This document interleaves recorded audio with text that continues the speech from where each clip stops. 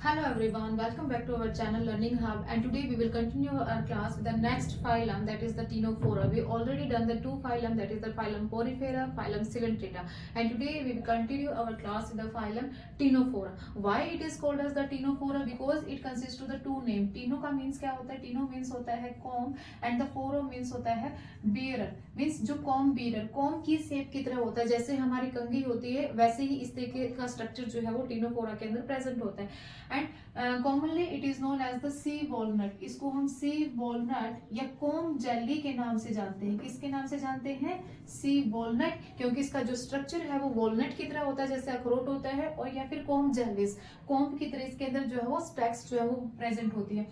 Next हम सबसे पहले इसकी बात करते हैं कि इसका हैबिटेट कैसा है. इसके अंदर जो हैबिटेट होता है वो मोस्टली क्या होता है? मैरीन होता है. फ्रेश वाटर के अंदर ये नहीं पाई जाती है. मैरीन यानी कि जो समुद्र का पानी होता है उसके अंदर ये जो ऑर्गेनिज्म है, ये वाला फाइलम जो है वो आपको पाया जाएगा. नेक्स्ट इसके सिमेट्री की अगर हम बात करते हैं, सिमेट्री अगेन क्या सिमेट्री होगी इसकी? रेडियल सिमेट्री होगी. आप ऑर्गेनिज्म को कहीं से भी कट करेंगे दो इक्वल हाफ के अंदर, सेंट्रल एक्सिस से जब आप पास करते हैं तो वो दो इक्वल हाफ के अंदर जो है वो डिवाइड हो जाएगा.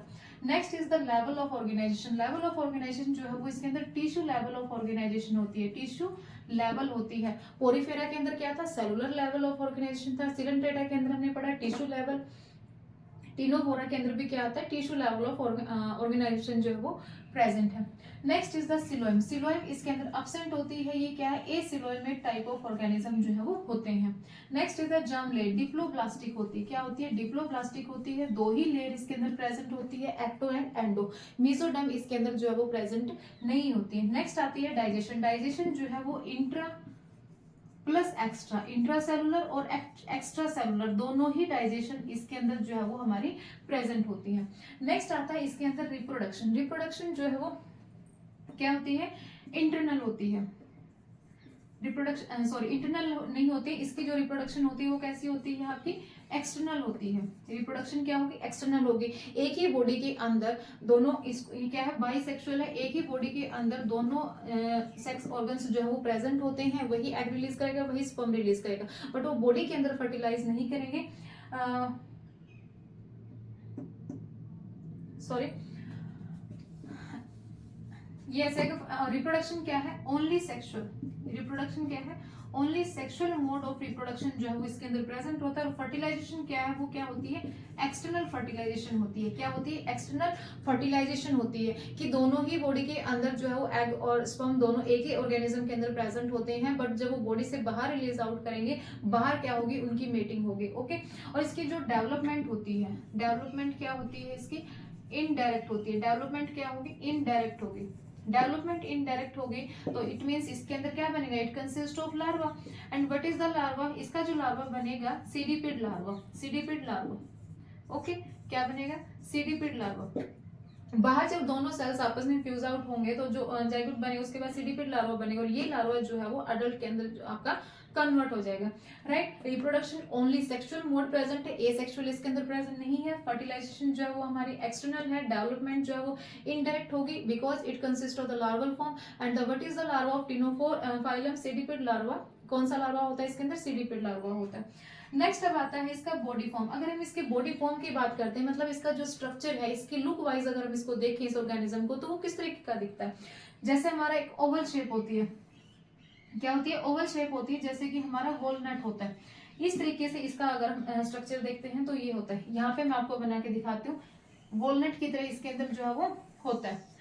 वॉलनट की तरह होता है. और इसके अंदर टेंटिकल्स जो है वो ये प्रेजेंट होते हैं. ये क्या है? टेंटिकल्स. टेंटिकल्स प्रेजेंट भी होंगे या नहीं भी होंगे, दोनों क्या है? टेंटिकल्स हैं.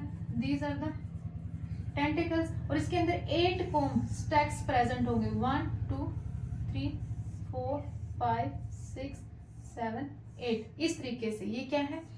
कोम्ब. कोम्ब की तरह स्टैक्स इसके अंदर जो है वो प्रेजेंट होते हैं. इसलिए हम इसको क्या बोलते हैं? कोम्ब जेली बोलते हैं या सी वॉलनट बोलते हैं. कोम्ब जेली या फिर सी कोम्ब जेली या सी वॉलनट. राइट. क्लियर हुआ कि why it is called as the sea walnut or comb jelly? Because it consists of the 8 stack like structure जैसे कि similarly present in our comb and these are the tentacles. Tentacles को उस tentacles में क्या था, जब हमने Coelenterata के अंदर टेंटिकल्स रीड किया था, उनके पास क्या था, निमेटोसिस्ट प्रेजेंट था उनके टेंटिकल्स के टॉप के ऊपर, जो उसके डिफेंस मैकेनिज्म के अंदर हेल्प करता था, लोकोमोशन के अंदर हेल्प करता है, प्री कैप्चरिंग के अंदर हेल्प करता है। अब इसके अंदर क्या है यहाँ पे, सो इसके टेंटिकल्स के एंड में आपको क्या प्रेजेंट मिलेगा, it is known as the colloblast. So tentacles may be present और may be not present, okay.